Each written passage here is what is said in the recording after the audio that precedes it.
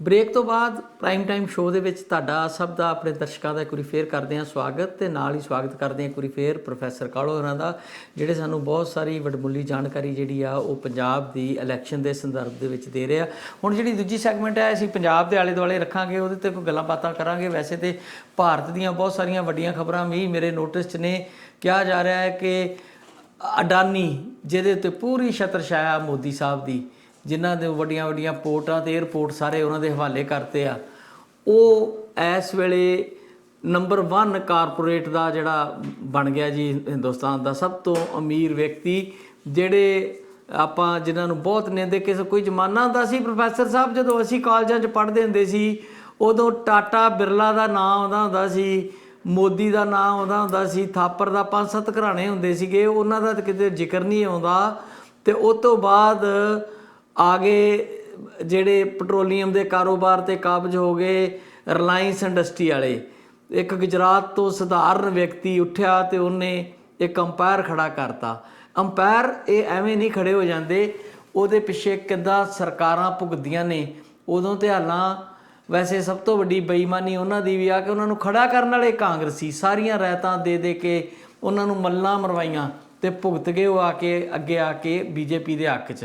ਅਤੇ ਇਸੇ ਤਰ੍ਹਾਂ ਹੀ ਹੁਣ ਅਡਾਨੀ ਨਾਂ ਦਾ ਵਿਅਕਤੀ, ਜਿਹਨੂੰ ਕੋਈ ਨਹੀਂ ਸੀ ਜਾਣਦਾ, ਉਹਨੂੰ ਖੜ੍ਹਾ ਕਰਨ ਵਾਲੇ 12 ਸਾਲ ਮੋਦੀ ਦੇ ਲੱਗੇ ਆ ਜੇ CM, ਅਤੇ ਦੂਜੀ ਟਰਮ ਉਹਦੀ ਹੈ ਪ੍ਰਾਈਮ ਮਿਨਿਸਟਰ ਦੀ, ਕਿ ਉਹ ਇਕੱਲੇ ਵਿਅਕਤੀ ਨੂੰ ਇਹ ਚੁੱਕ ਕੇ ਕਿੱਥੋਂ ਅਸਮਾਨ ਤੱਕ ਪਹੁੰਚਾ ਦਿੱਤਾ। ਅਤੇ ਇਸ ਵੇਲੇ ਉਹ ਭਾਰਤੀ ਕਾਰਪੋਰੇਟ ਦਾ ਸਰਗਣਾ ਬਣ ਗਿਆ, ਸਭ ਤੋਂ ਵੱਡਾ ਬਣ ਗਿਆ।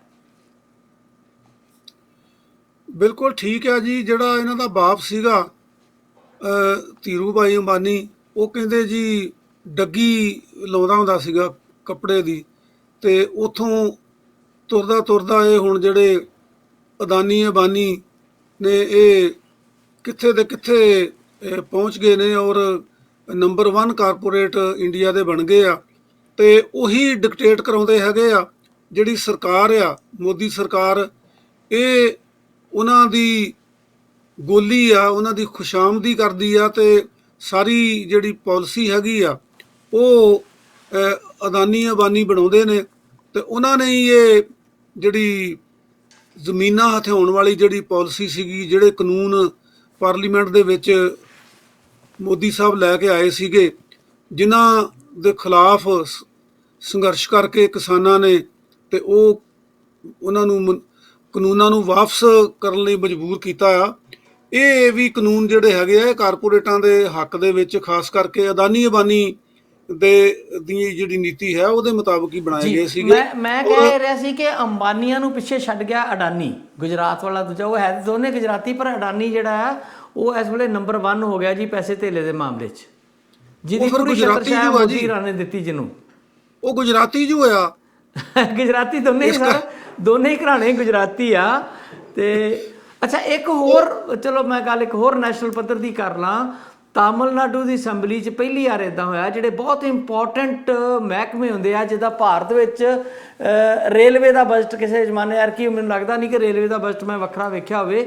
ਰੇਲਵੇ ਵਾਸਤੇ ਵੱਖਰਾ ਬਜਟ ਪੇਸ਼ ਕੀਤਾ ਜਾਂਦਾ ਸੀ ਆਮ ਬਜਟ ਤੋਂ ਪਹਿਲਾਂ, ਕਿਉਂਕਿ ਰੇਲਵੇ ਨੂੰ ਬਹੁਤ ਮਹੱਤਵ ਦਿੱਤਾ ਜਾਂਦਾ ਭਾਰਤ ਵਿੱਚ, ਅਤੇ ਦੁਨੀਆ ਦਾ ਦੂਜਾ ਸਭ ਤੋਂ ਵੱਡਾ ਨੈਟਵਰਕ ਮੰਨਿਆ ਜਾਂਦਾ। ਵੈਸੇ ਸਵਾਰੀਆਂ ਢੋਣ ਦੇ ਮਾਮਲੇ 'ਚ ਅਤੇ ਮਾਲ ਢੁਆਈ ਦੇ ਮਾਮਲੇ ਸ਼ਾਇਦ ਪਹਿਲੇ ਨੰਬਰ ਦਾ ਨੈਟਵਰਕ ਹੋਵੇ। ਜਦੋਂ ਨੈਟਵਰਕ ਗਿਣਦੇ ਆ ਉਦੋਂ ਉਹਦੀ ਕਿਲੋਮੀਟਰ ਕਿੰਨੀਆਂ ਲਾਈਨਾਂ, ਕਿੰਨੀਆਂ ਬੋਗੀਆਂ, ਕਿੰਨੇ ਇੰਜਣ, ਕਿੰਨਾ ਕੀ ਕੁਝ, ਕਿੰਨਾ ਉਹਨਾਂ ਕੋਲ ਇੰਫਰਾਸਟਰਕਚਰ ਸਾਰਾ ਵੇਖਦੇ ਆ। ਸੋ ਹੁਣ ਕਿਹਾ ਗਿਆ ਕਿ ਕਿਸਾਨਾਂ ਵਾਸਤੇ ਕਿਸਾਨ ਬਿੱਲ ਇੱਕ ਵੱਖਰਾ ਪੇਸ਼ ਕੀਤਾ ਜਾਵੇ। ਤਾਮਿਲਨਾਡੂ ਦੀ ਸਰਕਾਰ ਨੇ ਕੀਤਾ, ਅਤੇ ਉਹਨਾਂ ਨੇ ਮੰਗ ਰੱਖੀ ਆ ਕਿ ਨੈਸ਼ਨਲ ਪੱਧਰ 'ਤੇ ਵੀ ਕਿਸਾਨਾਂ ਦੇ ਉੱਤੇ ਵੱਖਰਾ ਕੀਤਾ ਜਾਵੇ, ਤਾਂ ਕਿ ਉਹਨਾਂ ਉੱਤੇ ਧਿਆਨ ਦਿੱਤਾ ਜਾਵੇ, ਉਹਨਾਂ ਦੀਆਂ ਮੁਸ਼ਕਲਾਂ ਵੇਖੀਆਂ ਜਾਣ। ਪਰ ਜਿਹੜਾ ਸਾਡਾ ਹੈਗਾ ਐਗਰੀਕਲਚਰ ਮਿਨਿਸਟਰ ਮਿਸਟਰ ਤੋਮਰ, ਉਹ ਕਹਿੰਦਾ ਸਰਕਾਰ ਪਹਿਲਾਂ ਹੀ ਬੜਾ ਧਿਆਨ ਤਵੱਜੋ ਦੇ ਰਹੀ ਹੈ, ਵੱਖਰਾ ਕੋਈ ਉਹਨਾਂ ਵਾਸਤੇ ਕਰਨ ਦੀ ਲੋੜ ਨਹੀਂ ਆ, ਅਸੀਂ ਕਿਸਾਨਾਂ ਦੇ ਨਾਲ ਹਾਂ ਅਤੇ ਕਿਸਾਨਾਂ ਦਾ ਭਲਾ ਹੀ ਕਰ ਰਹੇ ਹਾਂ। ਕਿਸਾਨਾਂ ਦਾ ਭਲਾ ਉਹਨਾਂ ਨੇ ਕਾਫੀ ਕੀਤਾ ਜੀ। ਪਿਛਲੇ ਸਾਲ 1.5 ਸਾਲ ਕਿਸਾਨਾਂ ਦਾ ਭਲਾ ਹੀ ਹੁੰਦਾ ਰਿਹਾ ਦਿੱਲੀ ਦੇ ਬਾਰਡਰਾਂ ਦੇ ਉੱਤੇ, ਅਤੇ ਜਿਹੜੇ ਇਹ ਹੁਣ ਯੂਪੀ ਦੇ ਵਿੱਚ ਵੀ ਹੋ ਰਿਹਾ ਹੈਗਾ। ਇਹ ਜਿਹੜੀ ਗੱਲ ਹੈ ਜੀ, ਇਹ ਤਾਮਿਲਨਾਡੂ ਅਸੈਂਬਲੀ ਦੀ ਬੜੀ ਪ੍ਰੋਗਰੈਸਿਵ ਗੱਲ ਹੈਗੀ ਆ, ਬੜੀ ਅਗਾਂਹ ਵਧੂ ਗੱਲ ਆ, ਕਿ ਜਿਹੜਾ ਕਿ ਅਜੇ ਵੀ 70% ਤੋਂ ਉੱਪਰ ਜਿਹੜੀ ਸਾਡੀ ਇਕੋਨਮੀ ਆ ਉਹ ਐਗਰੀਕਲਚਰ ਇਕਨੋਮੀ ਆ, ਔਰ ਸਾਡੀ ਵਸੋਂ ਜਿਹੜੀ ਆ ਉਹ ਅਜੇ ਵੀ 70% ਤੋਂ ਉੱਪਰ ਖੇਤੀਬਾੜੀ ਤੇ ਨਿਰਭਰ ਕਰਦੀ ਆ। ਐਸਾ ਮੈਂ ਥੋੜਾ ਜਿਹਾ ਟੋਕਦਾ ਇੱਥੇ, ਤੁਹਾਨੂੰ ਥੋੜਾ ਜਿਹਾ ਟੋਕਦਾ। ਇਕਨੋਮੀ 70% ਨਹੀਂ ਸੀ ਕਹਿ ਸਕਦੇ, ਅਸੀਂ ਇਹ ਕਹਿ ਸਕਦੇ ਹਾਂ ਕਿ 65-70% ਵਸੋਂ ਖੇਤੀ ਦੇ ਆਲੇ ਦੁਆਲੇ ਕਾਰੋਬਾਰ 'ਚ ਆਪਣਾ ਰੋਜ਼ਗਾਰ ਪੈਦਾ ਕਰਦੀ ਆ, ਰੋਟੀ ਪਾਣੀ ਖਾਂਦੀ ਆ।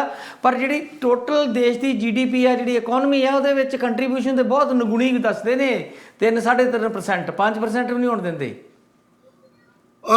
ਬਿਲਕੁਲ ਠੀਕ ਹੈ ਜੀ ਕਿ 70% ਦੇ ਕਰੀਬ ਜਿਹੜੀ ਵਸੋਂ ਹੈਗੀ ਆ, ਹਾਂ, ਉਹ ਇਕਨੋਮੀ, ਮੇਰੇ ਕੋਲ ਗਲਤ ਸ਼ਬਦ ਵਰਤਿਆ ਗਿਆ, ਇਹ ਸਹੀ ਡਾਟਾ ਹੈ। ਹਾਂਜੀ, ਵਸੋਂ ਜਿਹੜੀ ਆ ਜੀ ਉਹ ਡਿਪੈਂਡ ਕਰਦੀ ਹੈ ਐਗਰੀਕਲਚਰ ਦੇ ਉੱਤੇ। ਮਤਲਬ ਕਿ 70% ਦੀ ਲੋਕ ਜਿਹੜੇ ਹੈਗੇ ਆ, ਉਹ ਕਿੰਨਾ ਵੱਡਾ ਹਿੱਸਾ, 50% ਤੋਂ ਵੀ 20% ਜ਼ਿਆਦਾ ਬਣਦਾ ਹੈਗਾ। ਔਰ ਮੈਨੂੰ ਇਹ ਮਹਿਸੂਸ ਹੁੰਦਾ ਵੀ ਜਿਹੜੀ ਤਾਮਿਲਨਾਡੂ ਨੇ ਇਹ ਪਹਿਲ ਕਦਮੀ ਕੀਤੀ ਆ, ਇਹ ਇਸ ਕਰਕੇ ਕੀਤੀ ਆ ਕਿ ਜਿਹੜਾ ਕਿਸਾਨੀ ਅੰਦੋਲਨ ਆ, ਜਿਹੜਾ 380 ਦਿਨ 378 ਦਿਨ ਦਿੱਲੀ ਦੇ ਆਲੇ ਦੁਆਲੇ ਫਿਰਨੀਆਂ ਦੇ ਉੱਤੇ ਚੱਲਿਆ ਆ, ਇਹਦਾ ਅਸਰ ਜਿੱਥੇ ਸਾਰੀ ਦੁਨੀਆ 'ਚ ਗਿਆ, ਸਾਰੇ ਦੇਸ਼ 'ਚ ਗਿਆ, ਉੱਥੇ ਵੱਖ-ਵੱਖ ਰਾਜ ਸਰਕਾਰਾਂ ਤੇ ਵੀ ਇਹਦਾ ਪ੍ਰਭਾਵ ਪਿਆ। ਔਰ ਤਾਮਿਲਨਾਡੂ ਦੀ ਸਰਕਾਰ ਨੇ, ਮੈਂ ਸਮਝਣਾ ਵੀ ਇਹ ਜਿਹੜਾ ਕਦਮ ਲਿਆ ਆ, ਇਹ ਪਹਿਲ ਕਦਮੀ ਕੀਤੀ ਆ, ਇੱਕ ਕਿਸਮ ਦੀ ਇੱਕ ਪਿਰਤ ਉਹਨਾਂ ਨੇ ਪਾਤੀ ਆ ਕਿ ਬਾਕੀ ਜਿਹੜੀਆਂ ਅਸੈਂਬਲੀਆਂ ਆ ਉਹਨਾਂ ਦੇ ਵਿੱਚ ਵੀ ਕਿਸਾਨ ਬਜਟ ਜਿਹੜਾ ਉਹ ਵੱਖਰਾ ਪੇਸ਼ ਕੀਤਾ ਜਾਇਆ ਕਰੇ, ਔਰ ਇਹਦੀ ਰਿਫਲੈਕਸ਼ਨ ਜਿਹੜੀ ਆ ਉਹ ਪਾਰਲੀਮੈਂਟ ਦੇ ਉੱਤੇ ਵੀ ਪਈ ਆ। ਜਿਹੜਾ ਤੋਮਰ ਸਾਹਿਬ ਨੇ ਪਹਿਲਾਂ ਹੀ ਬਿਆਨ ਦੇ ਦਿੱਤਾ ਕਿ ਕਿਸਾਨਾਂ ਲਈ ਵੱਖਰੇ ਬਜਟ ਦੀ ਕੋਈ ਲੋੜ ਨਹੀਂ ਹੈ, ਕਿਉਂਕਿ ਕਿਸਾਨਾਂ ਦਾ ਅਸੀਂ ਪਹਿਲਾਂ ਹੀ ਬਹੁਤ ਧਿਆਨ ਰੱਖ ਰਹੇ ਹਾਂ। ਤੇ ਕਿਸਾਨਾਂ ਦਾ ਜਿਹੜਾ ਧਿਆਨ ਰੱਖਿਆ ਜਾ ਰਿਹਾ ਜੀ, ਉਹ ਤੋਮਰ ਸਾਹਿਬ ਦੀ ਪਾਰਟੀ ਨੂੰ ਹੁਣ ਪੰਜਾਬ ਦੇ ਵਿੱਚ ਔਰ ਜਿਹੜੀਆਂ ਚੋਣਾਂ ਹੋ ਰਹੀਆਂ 5 ਸੂਬਿਆਂ 'ਚ, ਖਾਸ ਕਰਕੇ ਉੱਤਰ ਪ੍ਰਦੇਸ਼ ਦੇ ਵਿੱਚ, ਉਹਨਾਂ ਦਾ ਪਤਾ 10 ਮਾਰਚ ਨੂੰ ਲੱਗ ਹੀ ਜਾਣਾ ਆ ਵੀ ਕਿੰਨਾ ਭਲਾ ਜਿਹੜਾ ਉਹ ਤੋਮਰ ਸਾਹਿਬ ਦੀ ਸਰਕਾਰ ਤੇ ਤੋਮਰ ਸਾਹਿਬ ਦੀ ਪਾਰਟੀ ਲੋਕਾਂ ਦਾ ਕਰ ਰਹੀ ਆ। ਤੇ ਇਹ ਖਬਰ ਜਿਹੜੀ ਆ ਜੀ, ਇਹ ਇੱਕ ਖੁਸ਼ਖਬਰੀ ਆ, ਸ਼ੁਭ ਸ਼ਗਨ ਆ ਵੀ ਤਾਮਿਲਨਾਡੂ ਦੀ ਅਸੈਂਬਲੀ ਨੇ ਕਿਸਾਨਾਂ ਲਈ ਇੱਕ ਵੱਖਰਾ ਬਜਟ ਜਿਹੜਾ ਉਹ ਪੇਸ਼ ਕੀਤਾ। ਪ੍ਰਸਾਦ ਸਾਹਿਬ, ਤੁਹਾਨੂੰ ਯਾਦ ਹੋਣਾ ਆ, ਤਾਮਿਲਨਾਡੂ ਦੇ ਵਿੱਚ ਵੀ ਐਗਰੀਕਲਚਰ ਦੇ ਉੱਤੇ ਮੂਵਮੈਂਟ ਚੱਲ ਰਹੀ ਆ। ਇਹ ਜਿਹੜੀ ਵੱਡੀ ਮੂਵਮੈਂਟ ਲੜੀ, ਇਹ ਤੋਂ ਪਹਿਲਾਂ ਤਾਮਿਲਨਾਡੂ ਦੇ ਕਿਸਾਨ ਜੰਤਰ ਮੰਤਰ ਤੇ 6 ਮਹੀਨੇ ਧਰਨੇ ਤੇ ਬੈਠੇ ਰਹੇ ਆ, ਨੰਗੇ ਧੜ ਕੱਪੜੇ ਲਾ ਕੇ। ਕਿਸੇ ਦਿਨ ਉਹ ਚੂਹੇ ਮੂੰਹ 'ਚ ਪਾਉਂਦੇ ਸੀ, ਕਿਸੇ ਦਿਨ ਡੱਡੂ ਮੂੰਹ 'ਚ ਪਾਉਂਦੇ ਸੀ, ਮਰ ਗਏ ਭੁੱਖੇ ਅਸੀਂ, ਸਾਡਾ ਸੋਚੋ।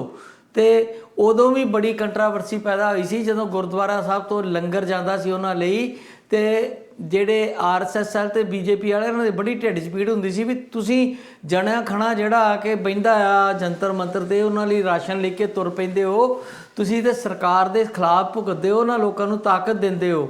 ਇਹ ਪੰਜਾਬ ਦੇ ਖਿਲਾਫ ਬਹੁਤ ਸਾਰੀਆਂ ਇਦਾਂ ਦੀਆਂ ਚੀਜ਼ਾਂ ਵੀ ਇਕੱਠੀਆਂ ਹੁੰਦੀਆਂ ਜਾਂਦੀਆਂ ਰਹਿੰਦੀਆਂ ਨੇ, ਜਿਹੜੀਆਂ ਇੱਕ ਪਾਸੇ ਪੰਜਾਬੀਆਂ 'ਚ ਗੁੱਸਾ ਵੱਧਦਾ ਜਾਂਦਾ, ਦੂਜੇ ਪਾਸੇ ਸੈਂਟਰ ਸਰਕਾਰ ਸਾਡੇ ਇਹੋ ਜਿਹੀਆਂ ਜਿਹੜੇ ਵੱਡੇ ਕਾਰਨਾਮੇ ਆ ਪੰਜਾਬੀਆਂ ਦੇ, ਉਹਨਾਂ ਨੂੰ ਉਹ ਬੜਾ ਬੁਰਾ ਸਮਝਦੇ ਨੇ ਆਪਣੇ ਆਪ 'ਚ।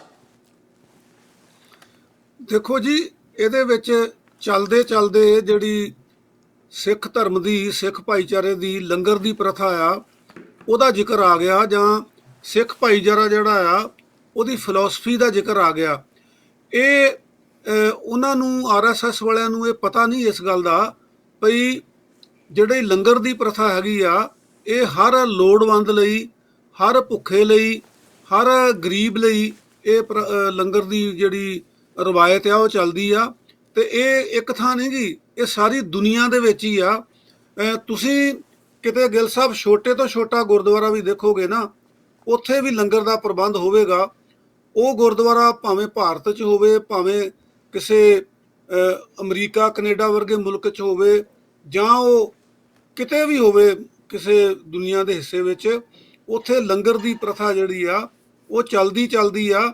ਔਰ ਸਿੱਖ ਫਲਸਫੇ ਦੇ ਵਿੱਚ ਜਿੱਦਾਂ ਭਾਈ ਕਨਈਆ ਜਿਹੜੇ ਆ, ਉਹਨਾਂ ਦਾ ਇੱਕ ਵਿਸ਼ੇਸ਼ ਥਾਂ ਜਿਹੜਾ ਸਿੱਖ ਇਤਿਹਾਸ ਦੇ ਵਿੱਚ, ਕਿ ਉਹ ਜਿਹੜੇ ਮੁਗਲਾਂ ਦੀ ਤੇ ਸਿੱਖਾਂ ਦੀ ਲੜਾਈ ਦੇ ਵਿੱਚ ਜ਼ਖਮੀ ਹੋ ਜਾਂਦੇ ਸੀਗੇ, ਡਿੱਗ ਜਾਂਦੇ ਸੀਗੇ, ਉਹਨਾਂ ਨੂੰ ਉਹ ਪਾਣੀ ਪਿਆਉਂਦੇ ਸੀਗੇ, ਮਰਮ ਪੱਟੀ ਕਰਦੇ ਸੀਗੇ। ਤੇ ਇਹ ਸਾਰੇ ਜਾਣਦੇ ਆ ਬਈ ਗੁਰੂ ਸਾਹਿਬ ਕੋਲ ਸ਼ਿਕਾਇਤ ਕੀਤੀ ਗਈ ਕਿ ਭਾਈ ਕਨਈਆ ਦਾ ਦੇਖੋ ਜੀ ਦੁਸ਼ਮਣਾਂ ਦੇ ਮਰਮ ਪੱਟੀ ਵੀ ਕਰਦਾ, ਦੁਸ਼ਮਣਾਂ ਨੂੰ ਵੀ ਪਾਣੀ ਪਿਆਉਂਦਾ। ਤਾਂ ਗੁਰੂ ਜੀ ਨੇ ਕਹਿੰਦੇ ਬਈ ਉਹਦੀ ਜਿਹੜੀ ਐਕਸਪਲੇਨੇਸ਼ਨ ਕੀਤੀ ਵੀ ਭਾਈ ਤੇਰੇ ਬਾਰੇ ਇਦਾਂ ਕਿਹਾ ਜਾਂਦਾ। ਕਹਿੰਦਾ ਜੀ ਮੈਂ ਤਾਂ ਕਿਸੇ ਦੁਸ਼ਮਣ ਨੂੰ ਨਹੀਂ ਪਾਣੀ ਪਿਆਉਂਦਾ। ਕਹਿੰਦੇ ਅੱਛਾ ਕਿ ਤੇਰੀ ਸ਼ਿਕਾਇਤ ਤਾਂ ਇਦਾਂ ਆਈ ਆ। ਕਹਿੰਦਾ ਜੀ ਜੰਗ ਦੇ ਮੈਦਾਨ ਦੇ ਵਿੱਚ ਜਿਹੜੇ ਡਿੱਗੇ ਹੁੰਦੇ ਆ ਨਾ, ਉਹਨਾਂ ਦੇ ਵਿੱਚੋਂ ਹਰ ਇੱਕ ਦਾ ਚਿਹਰਾ ਜਿਹੜਾ, ਹਰ ਇੱਕ ਦੇ ਚਿਹਰੇ 'ਚੋਂ ਮੈਨੂੰ ਜੀ ਤੁਹਾਡਾ ਚਿਹਰਾ ਦਿਖਾਈ ਦਿੰਦਾ।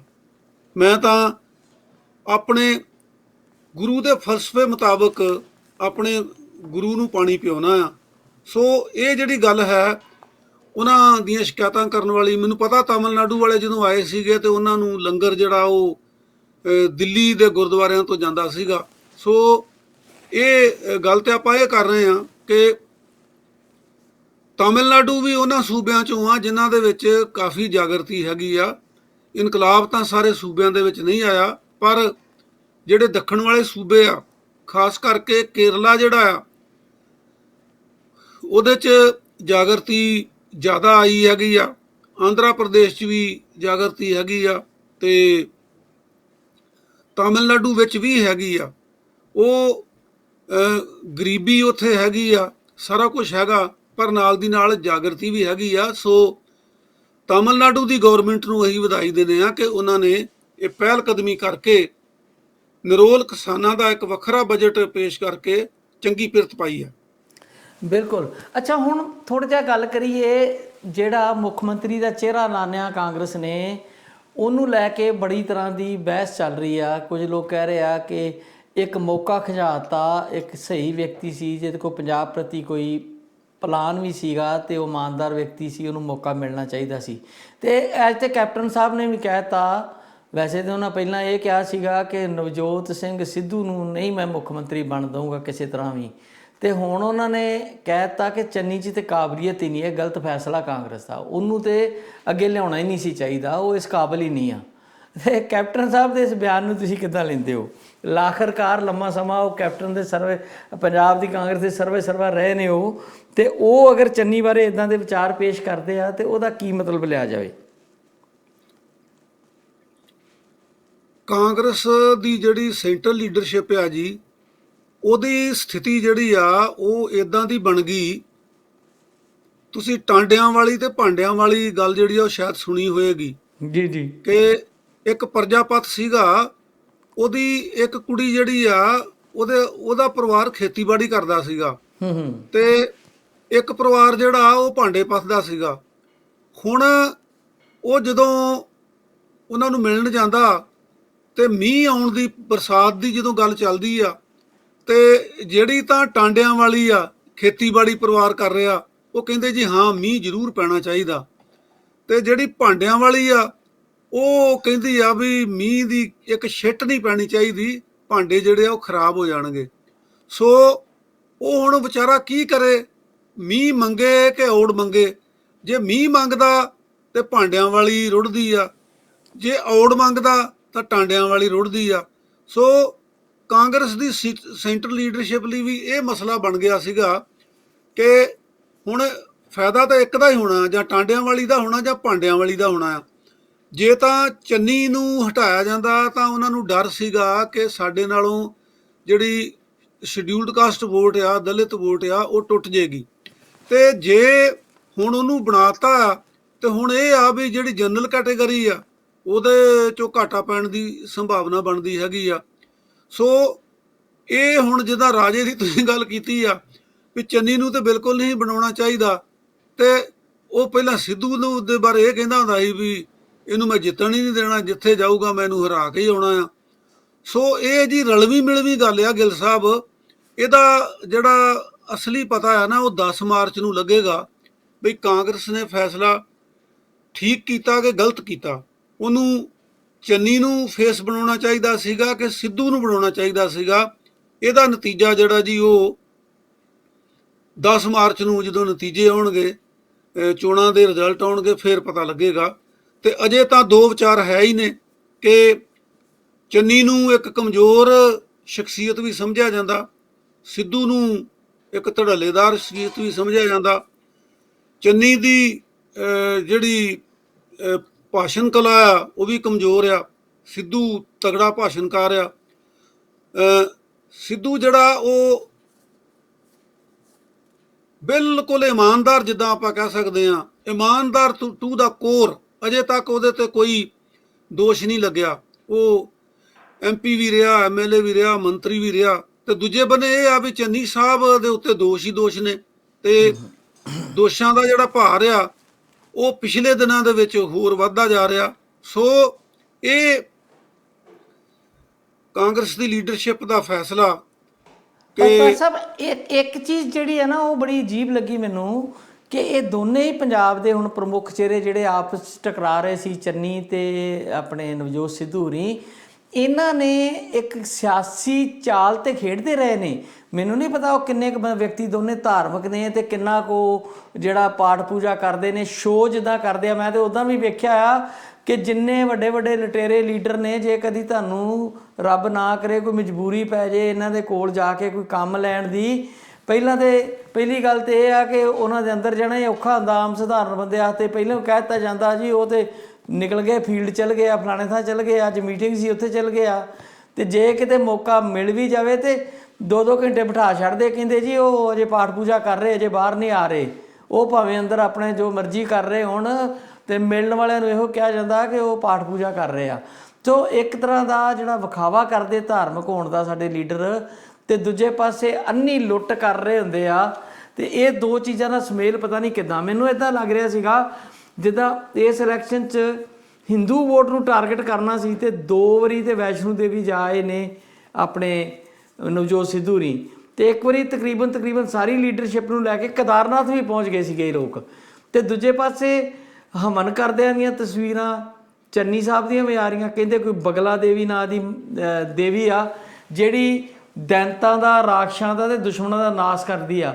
ਤੇ ਵੈਸ਼ਨੋ ਦੇਵੀ ਬਾਰੇ ਵੀ ਇਹੋ ਕਹਿ ਦਿੰਦਾ ਵੀ ਸ਼ੇਰ ਦੀ ਸਵਾਰੀ ਕਰਦੀ ਆ ਤੇ ਉਹ ਭੈਰੋਂ ਨੂੰ ਮਾਰ ਦਿੰਦੀ ਜਾ ਕੇ ਜਿਹੜਾ ਦੁਸ਼ਮਣ ਹੋਵੇ। ਉਹ ਮੈਨੂੰ ਲੱਗਦਾ ਦੇਵੀਆਂ ਨੂੰ ਵੀ ਲੜਾਤਾ ਇਹਨਾਂ ਲੀਡਰਾਂ ਨੇ। ਉਹਨੇ ਇੱਕ ਦਾ ਹਵਨ ਕੀਤਾ, ਦੂਜੇ ਨੇ ਦੂਜੇ ਦਾ ਹਵਨ ਕੀਤਾ ਵੀ ਮੇਰਾ ਦੁਸ਼ਮਣ ਉਹਦਾ ਨਾਸ਼ ਕਰ ਦੇ। ਫਿਲਹਾਲ ਤੇ ਬਗਲੇ ਵਾਲੀ ਦੇਵੀ ਜਿਹੜੀ ਉਹ ਭਾਰੀ ਲੱਗਦੀ ਮੈਨੂੰ। ਵਾਕਈ ਤੁਹਾਡੀ ਗੱਲ ਠੀਕ ਹੈ ਜੀ, ਇਹਨਾਂ ਨੇ ਤੇ ਦੇਵੀਆਂ ਨੂੰ ਹੀ ਸੰਕਟ 'ਚ ਪਾਤਾ। ਤੇ ਦੂਜੇ ਬੰਨੇ ਜਿਹੜੀ ਤੁਸੀਂ ਪਹਿਲੀ ਗੱਲ ਕੀਤੀ ਆ ਨਾ ਕਿ ਨੇਤਾ ਨੂੰ ਮਿਲਣ ਜਾਓ ਤੇ ਉਹ ਪੂਜਾ ਪਾਠ ਕਰਦੇ ਹੁੰਦੇ ਆ, ਇਹ ਇੱਕ ਸਾਈਕੋਲੋਜੀਕਲ ਇਫੈਕਟ ਹੈਗਾ ਜੀ। ਸਾਈਕੋਲੋਜੀਕਲ ਇਫੈਕਟ ਆ ਕਿ ਜਿੰਨਾ ਕੋਈ ਜ਼ਿਆਦਾ ਬੰਦਾ ਕਰਪਟ ਆ, ਜਿੰਨਾ ਕੋਈ ਜ਼ਿਆਦਾ ਪਾਪ ਕਰਦਾ ਆ, ਓਨਾ ਹੀ ਵੱਧ ਉਹ ਧਾਰਮਿਕ ਆਪਣੇ ਆਪ ਨੂੰ ਬਣਾਉਣ ਦਾ ਯਤਨ ਕਰਦਾ। ਯਾਨੀ ਉਹ ਆਪਣੇ ਇਸ਼ਟ ਕੋਲੋਂ, ਆਪਣੀ ਦੇਵੀ ਕੋਲੋਂ, ਦੇਵਤੇ ਕੋਲੋਂ ਆਪਣੇ ਪਾਪ ਬਖਸ਼ਾਉਣ ਦੀ ਗੱਲ ਜਿਹੜੀ ਆ ਉਹ ਕਰਦਾ ਆ। ਤੇ ਇਹ ਇੱਕ ਸਾਡਾ ਕਵੀ ਹੁੰਦਾ ਸੀ ਜੀ ਦਵਿੰਦਰ ਜੋਸ਼, ਉਹਨੇ ਇੱਕ ਸ਼ੇਰ ਲਿਖਿਆ ਸੀਗਾ। ਉਹ ਕਹਿੰਦਾ ਬਈ ਧਰਮ ਸਥਾਨ ਤੇ ਠੇਕੇ ਠਾਣੇ ਜਿੰਨੇ ਖੁੱਲਣਗੇ, ਧਰਮ ਸਥਾਨ ਤੇ ਠੇਕੇ ਠਾਣੇ ਜਿੰਨੇ ਖੁੱਲਣਗੇ, ਲੋਕਾਂ ਉੱਤੇ ਹੋਰ ਵਧੇਰੇ ਝੱਖੜ ਝੁੱਲਣਗੇ। ਕੀ ਬਾਤ।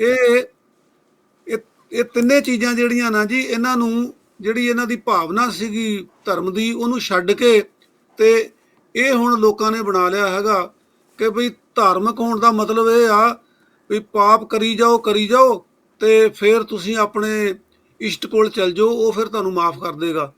ਇਹਦਾ ਮਤਲਬ ਵੀ ਇਸ਼ਟ ਵੀ ਜਿਹੜਾ ਉਹਨੂੰ ਉਹ ਕਰਪਟ ਹੀ ਕਰਨਾ ਚਾਹੁੰਦੇ ਆ, ਜਿਹਦੇ ਕੋਲੋਂ ਆਪਣੇ ਪਾਪ ਬਖਸ਼ਾਉਣੇ ਚਾਹੁੰਦੇ ਆ। ਸੋ ਇਹ ਜਿਹੜੀ ਸਿੱਧੂ ਵਾਲੀ ਗੱਲ ਆ ਨਾ ਜੀ, ਇਹਦੇ 'ਚ ਇਹ ਵੀ ਠੀਕ ਆ ਕਿ ਉਹ ਹਵਨ ਵੀ ਕਰਦੇ ਆ, ਦੇਵੀਆਂ ਦੇ ਵੀ ਜਾਂਦੇ ਆ, ਪਰ ਇੱਕ ਫੈਕਟ ਇਹ ਵੀ ਆ ਬਈ ਉਹਨਾਂ ਦੀ ਮਾਤਾ ਕਿਉਂਕਿ ਹਿੰਦੂ ਪਰਿਵਾਰ ਚੋਂ ਸੀਗੀ, ਔਰ ਉਹ ਹਿੰਦੂ ਰਹੁ ਰੀਤਾਂ ਨੂੰ ਵੈਸੇ ਮੰਨਦੇ ਆ। ਮਤਲਬ ਇਹ ਹੁਣ ਕਿੰਨੇ ਕੁ ਮੰਨਦੇ ਆ, ਕਿੰਨਾ ਕੁ ਵਿਖਾਵਾ ਕਰਦੇ ਆ, ਇਹ ਤਾਂ ਉਹ ਸਿੱਧੂ ਸਾਹਿਬ ਹੀ ਦੱਸ ਸਕਦੇ ਆ। ਪਰੰਤੂ ਪਰ ਜ਼ਿਆਦਾ ਢੁਕਵੀਂ ਗੱਲ ਤੇ ਇਹੀ ਲੱਗਦੀ ਕਿ ਸਿਆਸੀ ਲੋਕਾਂ ਨੂੰ ਆਪਣੀ ਵੋਟਾਂ ਦਾ, ਵੇਖੋ ਸ਼ਹਿਰੀ ਹਲਕੇ 'ਚੋਂ ਚੋਣ ਲੜਦੇ ਨੇ ਸਿੱਧੂ ਸਾਹਿਬ ਵੀ, ਤੇ ਉੱਥੇ ਵੀ ਵੋਟ ਪ੍ਰਤੀਸ਼ਤ ਹਿੰਦੂਆਂ ਦੀ ਕਾਫੀ ਹੁੰਦੀ ਆ। ਤੇ ਉਹਨਾਂ ਨੂੰ ਖੁਸ਼ ਕਰਨ ਲਈ ਵੀ ਮੈਨੂੰ ਲੱਗਦਾ ਹੈ ਕਿ ਇਹ ਚੀਜ਼ ਨੂੰ ਪ੍ਰਚਾਰਿਆ ਜਾਂਦਾ ਹੈ ਕਿ ਮੇਰੀ ਮਾਂ ਹਿੰਦੂ ਆ, ਪਿਓ। ਇਹ ਤੇ ਨਿੱਜੀ ਮਸਲਾ ਹੈ ਕਿ ਇਹਦੀ ਮਾਂ ਹਿੰਦੂ ਹੋਵੇ, ਕ੍ਰਿਸਚਨ ਹੋਵੇ, ਅੰਦਰ ਵੜ ਕੇ ਆਪਣੇ ਰੱਬ ਨੂੰ, ਇਸ਼ਟ ਨੂੰ ਧਿਆਉਣ ਦਾ ਮਸਲਾ ਆ। ਜਿਹੜੀ ਦਿਖਾਵਾਬਾਜ਼ੀ ਆ, ਇਹਦਾ ਮਤਲਬ ਕਿਤੇ ਨਾ ਕਿਤੇ ਮੇਰੇ ਖਿਆਲ ਆਪਣੇ ਵੋਟ ਬੈਂਕ ਨੂੰ ਸਿਹਤ ਕਰਨਾ ਹੀ ਹੁੰਦਾ ਲੱਗਦਾ। ਨਹੀਂ, ਇਹ ਤਾਂ ਚਿੱਟੇ ਦਿਨ ਵਾਂਗ ਸਪਸ਼ਟ ਆ ਜੀ ਕਿ ਹਰ ਸਿਆਸਤਦਾਨ, ਨਾ ਕੇਵਲ ਸਿੱਧੂ ਤੇ ਚੰਨੀ ਇਦਾਂ ਨਹੀਂ ਕਿ ਕਰਦੇ, ਸਾਰੇ ਹੀ ਸਿਆਸਤਦਾਨ ਇਦਾਂ ਕਰਦੇ ਆ ਕਿ ਜਿਹੜੇ ਡੇਰੇ ਤੇ ਜਾਣਗੇ ਉਹਨੂੰ ਹੀ ਮੱਥਾ ਟੇਕੀ ਜਾਣਗੇ, ਗੁਰਦੁਆਰੇ ਜਾਣਗੇ, ਤਾਂ ਸਿੱਖ ਧਰਮ ਦੇ ਅਨੁਸਾਰ ਉੱਥੇ ਪੇਸ਼ ਆਉਣਗੇ, ਜੇ ਮੰਦਿਰ 'ਚ ਜਾਣਗੇ ਤਾਂ ਉੱਥੇ, ਮਤਲਬ ਕਿ ਇਹ ਉਹਨਾਂ ਦਾ ਦਿਖਾਵਾ ਆ, ਇਹਦੇ 'ਚ ਕੋਈ ਸ਼ੱਕ ਵਾਲੀ ਗੱਲ ਨਹੀਂ ਅੱਛਾ ਹੈ। ਕਾਲੂ ਸਾਹਿਬ, ਇੱਕ ਲਾਸਟ ਸਵਾਲ ਆਪਾਂ ਕਰਨਾ ਤੁਹਾਡੇ ਨਾਲ, ਬਸ ਇੱਕ ਦੇ ਮਿੰਟ ਦੇ ਵਿੱਚ ਬਰੀਫ 'ਚ ਰੱਖ ਕੇ ਕਰ ਲਿਓ, ਸਮਾਂ ਹੋ ਗਿਆ। ਉਹ ਇਹ ਆ ਕਿ ਜਿਹੜਾ ਸੰਯੁਕਤ ਕਿਸਾਨ ਮੋਰਚਾ ਆ, ਉਹਨਾਂ ਕਾਫੀ ਸਖਤ ਸਟੈਂਡ ਲਿਆ ਸੀਗਾ ਸੰਯੁਕਤ ਸਮਾਜ ਮੋਰਚੇ ਦੇ ਅਗੇਂਸਟ ਵੀ ਜਿਹੜੀ ਵੋਟ ਰਾਜਨੀਤੀ ਆ, ਸਾਡਾ ਇਹ 'ਚ ਵਿਸ਼ਵਾਸ ਨਹੀਂ ਆ ਤੇ ਤੁਸੀਂ ਇਹ ਗਲਤ ਪਾਸੇ ਤੁਰ ਪਏ ਹੋ। ਤੇ ਉਹਨਾਂ ਨੂੰ ਤੋਂ ਕੁਝ ਸਮੇਂ ਲਈ ਕਹਿ ਲਓ, ਜਾਂ ਉਹਨਾਂ ਨੇ ਆਪਣੀਆਂ ਗਤੀਵਿਧੀਆਂ ਤੋਂ ਲਾਂਭੇ ਵੀ ਕਰਤਾ, ਉਹਨਾਂ ਨੂੰ ਸਿਆਸੀ ਪਾਰਟੀ ਵਾਂਗੂ ਉਹਨਾਂ ਨੇ ਕਹਿ ਦਿੱਤਾ ਕਿ ਤੁਹਾਡੇ ਨਾਲ ਸਾਡਾ ਲੈਣ ਦੇਣ ਕੋਈ ਨਹੀਂ ਜਿੰਨਾ ਚਿਰ ਤੁਸੀਂ ਇਲੈਕਸ਼ਨ 'ਚ ਹੋ। ਚਲੋ, ਤੇ ਦੂਜੇ ਪਾਸੇ ਸੰਯੁਕਤ ਕਿਸਾਨ ਮੋਰਚੇ ਦੇ ਆਗੂ ਕਹਿੰਦੇ ਯੂਪੀ ਪਹੁੰਚੇ ਹੋਏ ਆ, ਉਹਨਾਂ ਦੇ ਵਿੱਚ ਫੂਲ ਸਾਹਿਬ ਵੀ ਨੇ, ਸਰਜੀਤ ਫੂਲ ਤੇ ਆਪਣੇ ਡਾਕਟਰ ਦਰਸ਼ਨਪਾਲ ਰੇਵੀ, ਤੇ ਉਹ ਉੱਥੇ ਕਹਿ ਰਹੇ ਨੇ ਕਿ ਭਾਰਤੀ ਜਨਤਾ ਪਾਰਟੀ ਨੂੰ ਸਬਕ ਸਿਖਾਓ, ਉਹਨੂੰ ਸਜ਼ਾ ਦਿਓ ਜਿਹੜਾ ਉਹਨੇ ਸਾਡੇ ਨਾਲ ਕੀਤਾ। ਯਾਨੀ ਕਿ ਇਨਡਾਇਰੈਕਟਲੀ ਉਹ ਉੱਥੇ ਦੂਜੀਆਂ ਪਾਰਟੀਆਂ ਦੀ ਹੈਲਪ ਕਰ ਰਹੇ ਆ, ਇਲੈਕਸ਼ਨ 'ਚ ਅਸਿੱਧੇ ਤੌਰ 'ਤੇ ਹਿੱਸਾ ਲੈ ਰਹੇ ਆ। ਇਹਨੂੰ ਤੁਸੀਂ ਕੀ ਕਹੋਗੇ? ਇਹ ਦੂਰੀ ਨੀਤੀ ਨਹੀਂ? ਇਹ ਵੀ ਉਦਾਂ ਦੀ ਨੀਤੀ ਆ ਜੀ ਜਿੱਦਾਂ ਦੀ ਆ ਧਰਮ ਵਾਲੀ ਗੱਲ ਹੋਣੀ ਕਰਕੇ ਅਸੀਂ ਹਟੇ ਆ। ਹੁਣ ਤੁਸੀਂ ਇਹ ਦੇਖੋ ਕਿ ਜਦੋਂ ਸੰਯੁਕਤ ਮੋਰਚਾ ਜ਼ੋਰਾਂ ਤੇ ਸੀਗਾ, ਉਦੋਂ ਵੈਸਟ ਬੰਗਾਲ ਦੇ ਵਿੱਚ ਚੋਣ ਹੋ ਰਹੀ ਸੀਗੀ, ਤੇ ਸੰਯੁਕਤ ਮੋਰਚੇ ਦੇ ਲੀਡਰ ਜਿਹੜੇ ਆ ਉੱਥੇ ਪ੍ਰਚਾਰ ਕਰਨ ਗਏ ਸੀਗੇ। ਕੀ ਪ੍ਰਚਾਰ ਕਰਨ ਗਏ ਸੀਗੇ? ਕਿ ਬੀਜੇਪੀ ਨੂੰ ਹਰਾਓ, ਵੋਟ ਨੂੰ ਬੀਜੇਪੀ ਨੂੰ ਝੋਟ। ਬੀਜੇਪੀ ਨੂੰ ਹਰਾਉਣ ਦਾ ਮਤਲਬ ਕੀ ਆ? ਕਿ ਮਮਤਾ ਬੈਨਰਜੀ ਨੂੰ ਜਿਤਾਓ। ਤੇ ਉੱਥੇ ਬੀਜੇਪੀ ਨੂੰ ਹਰਾਉਣਾ ਕਾਹਦੇ ਨਾਲ ਆ? ਵੋਟਾਂ ਪਾ ਕੇ ਹਰਾਉਣਾ ਨਾ। ਜਿਹੜੀ ਵੋਟ ਦੀ ਰਾਜਨੀਤੀ ਦੀ ਉਹ ਗੱਲ ਕਰਦੇ ਆ, ਇਹ ਵੀ ਉਹਨਾਂ ਦਾ ਇੱਕ ਦੋਹਰਾ ਮਾਪਦੰਡ ਆ। ਫਿਰ ਦੂਜੇ ਬੰਨੇ ਇਹ ਦੇਖੋ ਕਿ ਜਿਹੜਾ ਸੰਯੁਕਤ ਮੋਰਚਾ ਹੈਗਾ, ਇਹਦੇ ਵਿੱਚ ਹਨਨ ਮੁੱਲਾ ਪਾਰਲੀਮੈਂਟ ਦੇ ਮੈਂਬਰ ਰਹੇ ਆ ਕਿੰਨਾ ਚਿਰ। ਫਿਰ ਜਿਹੜੇ ਯੋਗਿੰਦਰ ਯਾਦਵ ਆ, ਉਹ ਸਵਰਾਜ ਪਾਰਟੀ ਉਹਨਾਂ ਦੀ। ਤੇ ਇਸੇ ਹੀ ਤਰ੍ਹਾਂ ਹੁਣ ਜਦੋਂ ਯੂਪੀ ਦੇ ਵਿੱਚ ਜਾ ਕੇ ਕਹਿੰਦੇ ਆ ਭਈ ਬੀਜੇਪੀ ਨੂੰ ਹਰਾਓ, ਤੇ ਬੀਜੇਪੀ ਨੂੰ ਹਰਾਓ ਦਾ ਮਤਲਬ ਆ ਲੋਕ ਦਲ ਨੂੰ ਜਿਤਾਓ ਤੇ ਆਪਣੀ ਸਮਾਜਵਾਦੀ ਪਾਰਟੀ ਨੂੰ ਜਿਤਾਓ। ਤੇ ਹਰਾਉਣਾ ਕਾਹਦੇ ਨਾਲ ਆ ਤੇ ਜਿਤਾਉਣਾ ਕਾਹਦੇ ਨਾਲ ਆ? ਗਿੱਲ ਸਾਹਿਬ, ਵੋਟਾਂ ਨਾਲ। ਤੁਸੀਂ ਵੋਟਾਂ ਪਾ ਰਹੇ ਹੋ, ਵੋਟਾਂ ਪਵਾ ਰਹੇ ਹੋ, ਵੋਟਾਂ ਦੀ ਹਮਾਇਤ ਕਰ ਰਹੇ ਹੋ, ਤੇ ਕੇਵਲ ਰਾਜੇਵਾਲ ਨਾਲ ਤੁਹਾਡੀ ਕਿਉਂਕਿ ਖਹਿਬਾਜੀ ਆ, ਤੇ ਤੁਸੀਂ ਰਾਜੇਵਾਲ ਨਾਲ ਖਹਿਬਾਜੀ ਦਾ ਕਾਰਨ ਵੀ ਇਹ ਆ ਵੀ ਰਾਜੇਵਾਲ ਦਾ ਕੱਦ ਜਿਹੜਾ ਉਹ ਮੋਰਚੇ ਦੇ ਟਾਈਮ ਬਹੁਤ ਵੱਧ ਗਿਆ ਸੀਗਾ, ਤੇ ਉਹਨੂੰ ਛਾਂਗਣ ਵਾਸਤੇ ਤੁਸੀਂ ਇਦਾਂ ਦੀਆਂ ਚਾਲਾਂ ਚੱਲ ਰਹੇ ਹੋ। ਦੂਜੇ ਬੰਨੇ ਤੁਸੀਂ ਜਦੋਂ ਇਹ ਕਹਿੰਦੇ ਆ ਵੀ ਅਸੀਂ ਵੋਟਾਂ ਦੀ ਰਾਜਨੀਤੀ 'ਚ ਸ਼ਾਮਲ ਨਹੀਂ, ਤਾਂ ਤੁਸੀਂ ਵੋਟਾਂ ਦੀ ਰਾਜਨੀਤੀ 'ਚ ਕਿੱਦਾਂ ਸ਼ਾਮਲ ਨਹੀਂ ਗਏ? ਤੁਸੀਂ ਵੈਸਟ ਬੰਗਾਲ 'ਚ ਵੀ ਜਾ ਕੇ ਵੋਟਾਂ ਦੀ ਗੱਲ ਕੀਤੀ, ਤੁਸੀਂ ਯੂਪੀ 'ਚ ਵੀ ਜਾ ਕੇ ਕਰ ਰਹੇ ਹੋ। ਔਰ ਮੈਨੂੰ ਲੱਗਦਾ ਇਹ ਆ ਵੀ ਇਹ ਲੋਕਾਂ ਦੇ ਸਾਹਮਣੇ ਜਿਹੜਾ ਇਹਨਾਂ ਦਾ ਡਬਲ ਸਟੈਂਡਰਡਸ ਆ ਨਾ, ਉਹ ਆ ਜਾਣਗੇ ਕਿ ਅਸਲ ਦੇ ਵਿੱਚ ਇਹਨਾਂ ਦੀ ਜਿਹੜੀ ਮੁੱਖ ਇਹਨਾਂ ਦੇ ਮਨ ਦੇ ਵਿੱਚ ਕਿਹੜੇ ਆ ਨਾ। ਕਿਉਂਕਿ ਰਾਜੇਵਾਲ ਇਹਨਾਂ ਨੂੰ ਬਹੁਤ ਖੜਕਦਾ, ਔਰ ਇਹਨਾਂ ਦੀਆਂ ਨਜ਼ਰਾਂ ਦੇ ਵਿੱਚ ਉਹ ਰੜਕਦਾ ਆ। ਇਸ ਕਰਕੇ ਇਹਨਾਂ ਨੇ ਇਹ ਬਹਾਨਾ ਬਣਾ ਕੇ ਜੀ ਕਿ ਜਦੋਂ ਕਿ ਬਹੁਤ ਵੱਡੇ ਵੱਡੇ ਲੀਡਰ ਜਿਹੜੇ ਲੈਫਟ ਵਾਲੇ ਲੀਡਰ ਆ, ਜਿਨ੍ਹਾਂ ਦੇ ਵਿੱਚ ਲੈਨਨ ਨਾਲੋਂ ਤੇ ਮਾਓ ਤੁੰਗ ਨਾਲੋਂ ਤੇ ਵੱਡਾ ਕੋਈ ਇੰਟਰਨੈਸ਼ਨਲ ਲੀਡਰ ਨਹੀਂ ਹੋ ਸਕਦਾ, ਉਹਨਾਂ ਨੇ ਇਹ ਗੱਲ ਕਹੀ ਆ ਕਿ ਦੋਨੇ ਹੀ ਫੋਰਮ ਜਿਹੜੇ ਆ ਉਹ ਵਰਤਣੇ ਚਾਹੀਦੇ ਆ, ਲੋਕ ਅੰਦੋਲਨ ਵੀ ਤੇ ਜਿਹੜੀਆਂ ਅਸੈਂਬਲੀਆਂ ਤੇ ਪਾਰਲੀਮੈਂਟਾਂ ਵੀ ਆ। ਸੋ ਇਹ ਲੋਕਾਂ ਦੇ ਸਾਹਮਣੇ ਇਹਨਾਂ ਦਾ ਜਿਹੜਾ ਡਬਲ ਸਟੈਂਡਰਡ ਹੈ ਜੀ, ਉਹ ਸਾਹਮਣੇ ਆ ਜਾਏਗਾ। ਅੱਛਾ, ਹੁਣ ਜਾਂਦੇ ਜਾਂਦੇ ਇਹ ਵੀ ਦੱਸ ਦਿਓ ਕਿ ਮੈਨੀਫੈਸਟੋ ਧੜਾ ਆ ਗਏ, ਇੱਕ ਅੱਧੇ ਦਿਨ 'ਚ ਹੋਰ ਜਿਹੜਾ ਕੋਈ ਰਹਿ ਗਿਆ ਉਹਨਾਂ ਦਾ ਵੀ ਆ ਜਾਣਾ, ਤੇ ਸਾਰੇ ਲੋਕਾਂ ਨੇ ਕੰਪੈਰੀਜ਼ਨ ਕਰਨੇ ਆ, ਤੇ ਸਥਿਤੀ ਇੱਕ ਦਿਨ ਨਾਲ ਬਦਲਦੀ ਜਾਣੀ ਹੈ। ਤੁਹਾਨੂੰ ਕੀ ਲੱਗਦਾ ਕੱਲ ਨੂੰ ਅੱਜ ਕੋਈ ਫਰਕ ਪਿਆ ਸਥਿਤੀ 'ਚ? ਕਿਸਾਨਾਂ ਦਾ ਮੈਨੀਫੈਸਟੋ ਆ ਗਿਆ, ਉਹਦੀਆਂ ਰਿਪੋਰਟਾਂ ਤੇ ਆਉਣੀਆਂ ਬਾਕੀ ਆ। ਤੁਹਾਨੂੰ ਲੱਗਦਾ ਕਿ ਲੋਕਾਂ ਦੇ ਜਿਹੜੇ ਮੱਥੇ 'ਤੇ ਦੀਵਾ ਜਗੇਗਾ ਇਹਦੇ ਨਾਲ ਕਿ ਨਵੀਆਂ ਚੀਜ਼ਾਂ ਆਈਆਂ, ਯਾਰ ਇੱਧਰ ਨੂੰ ਸੋਚ ਲਈਏ ਥੋੜ੍ਹਾ ਜਿਹਾ? ਦੇਖੋ ਜੀ, ਫਰਕ ਤਾਂ ਜ਼ਰੂਰ ਪੈਂਦਾ ਹੈਗਾ। ਜਿੱਦਾਂ ਸੰਯੁਕਤ ਕਿਸਾਨ ਮੋਰਚੇ ਨੂੰ ਜਦੋਂ ਮਾਨਤਾ ਮਿਲੀ ਆ, ਤੇ ਜਦੋਂ ਜਿਹੜੇ ਕੁਝ ਕਾਮਨ ਸਿੰਬਲ ਮਿਲਣ ਦੀ ਗੱਲ ਹੋਈ ਆ ਉਹਦੇ ਨਾਲ, ਔਰ ਜਿਹੜਾ ਮੈਨੀਫੈਸਟੋ ਹੈਗਾ ਇਹ ਵੀ ਸੀਗਾ ਵੀ ਅਜੇ ਇਹਨਾਂ ਦਾ ਏਜੰਡਾ ਕੀ ਆ ਜੀ ਉਹ ਸਾਹਮਣੇ ਨਹੀਂ ਆਇਆ। ਤੇ ਕੁਦਰਤੀ ਤੌਰ ਤੇ ਜੀ ਜਦੋਂ ਸਾਹਮਣੇ ਆ ਗਿਆ ਤਾਂ ਫਿਰ ਕੁਝ ਨਾ ਕੁਝ ਫਰਕ ਤਾਂ ਪਏਗਾ। ਚਲੋ ਕਾਲੂ ਸਾਹਿਬ, ਬਹੁਤ ਬਹੁਤ ਧੰਨਵਾਦ। ਵੈਸੇ ਬੈਂਸਾਂ ਦੀ ਲੜਾਈ ਦੀ ਖਬਰ ਸੀ, ਹੋਰ ਵੀ ਪੰਜਾਬ ਦੀਆਂ ਖਬਰਾਂ ਸੀ, ਉਹ ਆਪਾਂ ਨਹੀਂ ਕਰ ਸਕੇ। ਸੁਸ਼ੀਲ ਰਨ ਅੱਗੇ ਚੱਲ ਕੇ ਕਰਾਂਗੇ। ਬਹੁਤ ਬਹੁਤ ਸ਼ੁਕਰੀਆ ਤੁਹਾਡਾ ਜੀ। ਮਿਹਰਬਾਨੀ ਜੀ।